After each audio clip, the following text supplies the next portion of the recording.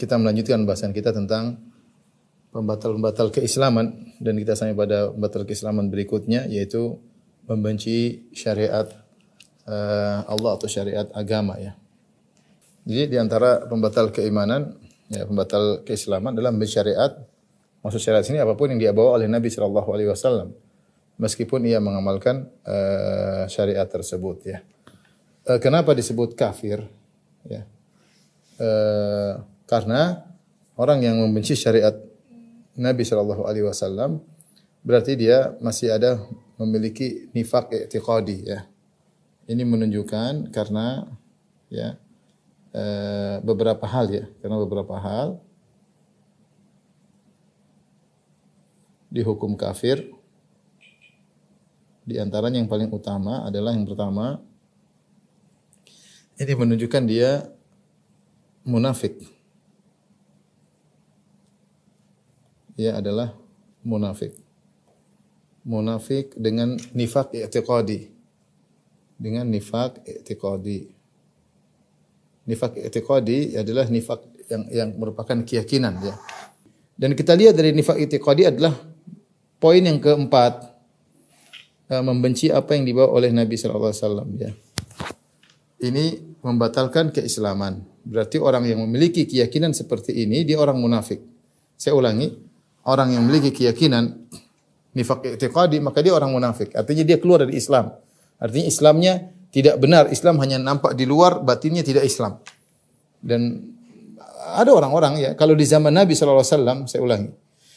Jika di zaman Nabi sallallahu alaihi wasallam ada orang seperti gini, ya, apalagi zaman sekarang ya. Di zaman sekarang, kalau di zaman Nabi sallallahu alaihi wasallam mereka ini menyembunyikan isi hati mereka, tapi terkadang tampak terlihat dari ucapan-ucapan mereka, dari tingkah laku mereka. Bedanya zaman sekarang, kalau zaman dahulu, zaman Nabi mereka menyembunyikan, zaman sekarang mereka menampakkan. Apalagi zaman sekarang, bahkan di zaman sekarang mereka nampakkan. Mereka keluarkan isi hati mereka tersebut. Mereka keluarkan terang-terangan isi hati mereka tersebut. Yang seperti ini disebut dengan kaum zindik. Disebut dengan kaum zindik. Kaum zindik. Banyak sebagian dai liberal tidak suka dengan syariat Nabi, mereka terang-terangan. Tidak suka kalau Islam jaya, mereka terang-terangan ya. Ya, sebagian mereka seperti itu ya, meragukan Islam dan yang lain.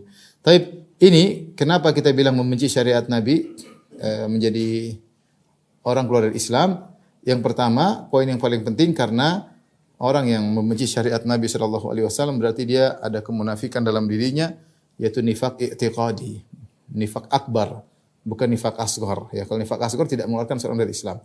Ada orang suka bohong, dia bukan orang kafir. Ada seorang suka menyelisih janji, dia bukan orang kafir ya. Tapi kalau sudah dalam hatinya ada kemunafikan, i'tiqadi, maka itu mengeluarkan seorang dari Islam.